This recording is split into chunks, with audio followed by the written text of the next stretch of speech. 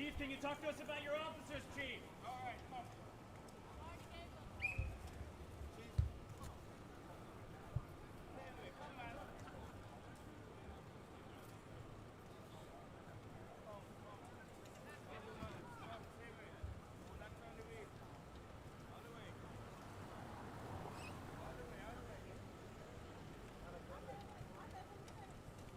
Chief, is coming back over, yes. How does it feel to see these three officers down for 24 hours?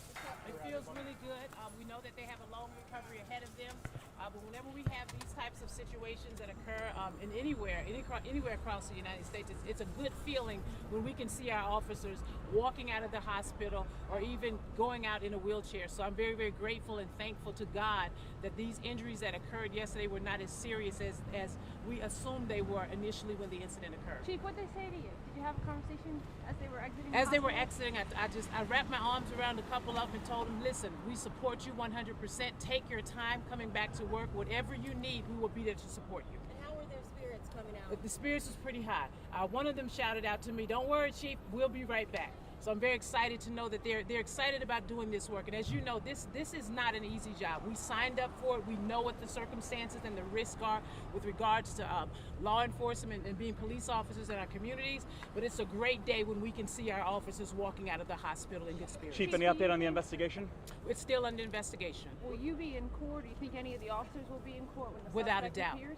Without a You plan doubt. to be there We're gonna do everything we can. I just have to figure out if my schedule can accommodate that, but we certainly want to be there to show support, number one, of our officers, but to see how this is going to play Do you out. know What anything kind of about the addition- history of this suspect? I do not.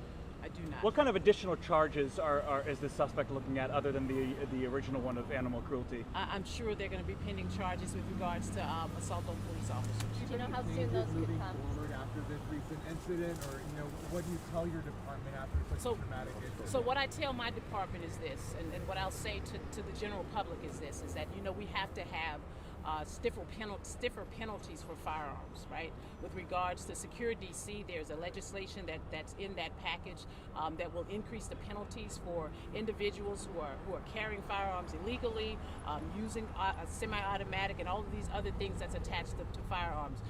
It's in Secure D.C. It is my hope that the D.C. Council will pass Secure D.C. with no amendments in order to support the work that we're doing here in the District of Columbia. Hey, Chief, That's how all about a I quick have. message to the kids who had to walk to school on Valentine's Day and cross under police tape to get to school yesterday?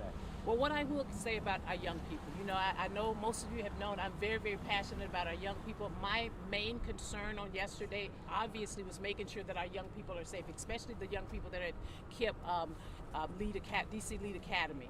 I spent a lot of time yesterday speaking with OSSI Superintendent Dr. Christina Grant and also Deputy Mayor Paul Kine with regards to how we were going to ensure that our children were safe and could return home safely. And I think we accomplished that. You guys have a great rest of your day. Thanks, Chief. Thank